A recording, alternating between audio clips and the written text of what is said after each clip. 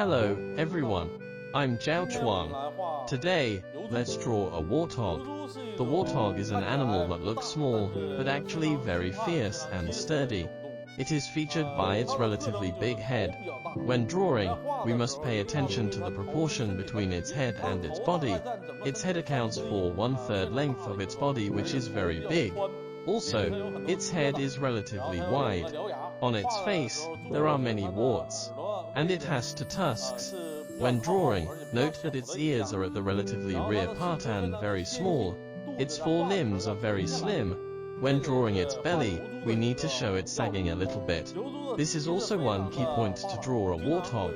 The warthog's hooves are well developed. It often uses its hooves to dig the ground to look for food, raise the dirt onto its body to lower the body temperature, or just dig a hole to slip in. This is also one feature of the warthog. In addition, there is no or few hair on both sides of its body, where you can see the wrinkles of its skin. This point also needs to be shown in drawing. The warthog's hair is mainly concentrated behind its head, and covering the top of its neck, similar to the position of the crest of a horse, but the texture is somewhat sparse, soft and long. Okay, now let's start to draw this warthog. The warthog has a very big head, so when we start to draw, let's first determine the scale of its head.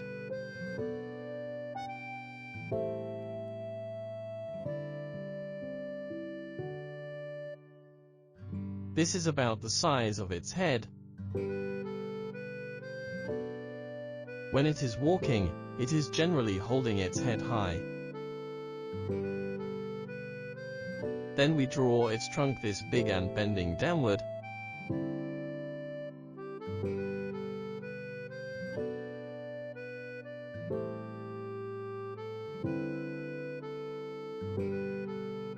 Followed by its neck here.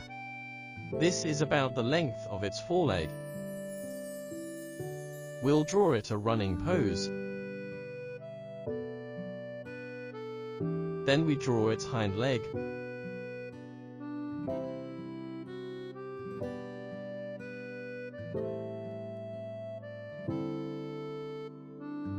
Followed by its tail tilting upward. After we determine their general shapes, let's add details.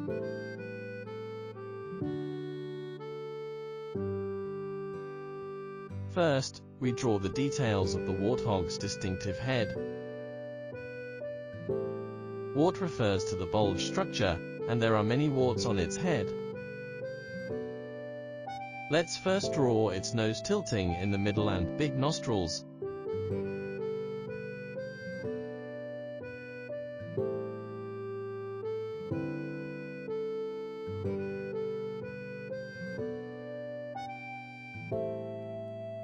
Then we draw its characteristic tusks, which lift up some of its skin. The lower part of its mouth opens to expose its tusks like this.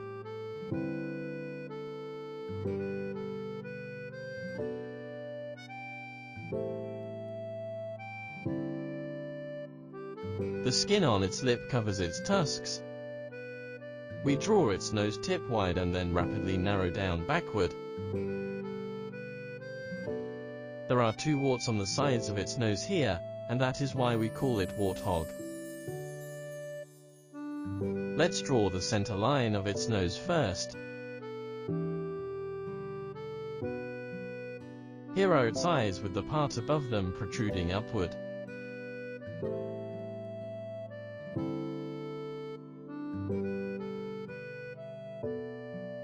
The inside eye cannot be seen, so we just draw this one.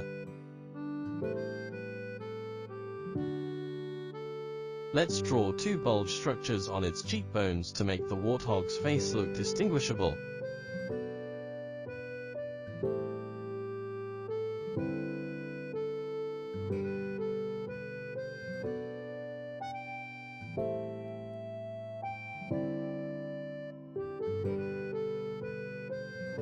Then we come to its lower jaw.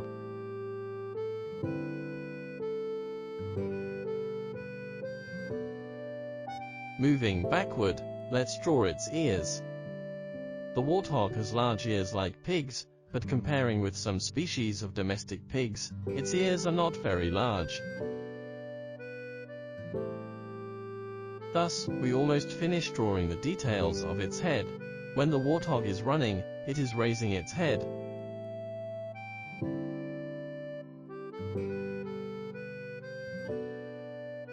So when we draw its neck, we need to pay attention to the angle. Its shoulders are here. We draw its forelimbs and shoulders. Its upper arms are buried in its body with its elbows shown. Between its upper arm and forearm, we draw a layer of skin. Then we draw its forearm.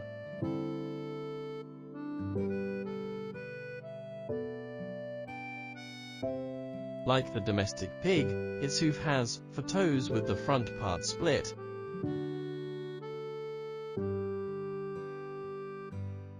Now we draw the other forelimb hooking backward.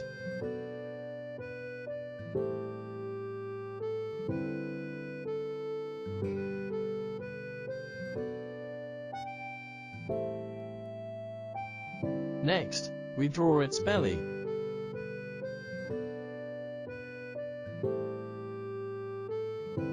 Then we draw its hind leg.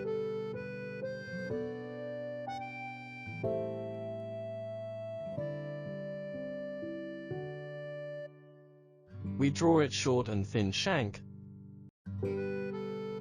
followed by its thick thigh and hips.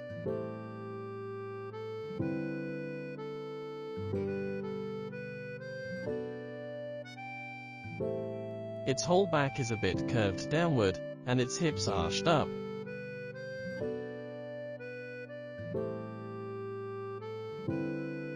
The warthog has sparse hair, so we just draw some folds on both sides of its body. Next, let's draw this foot stepping backward when it is running.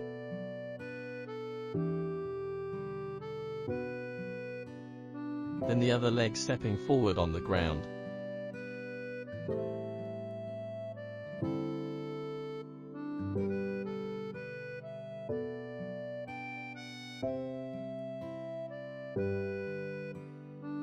There is some sparse hair behind its neck, on both sides of its neck, and all the way to its back.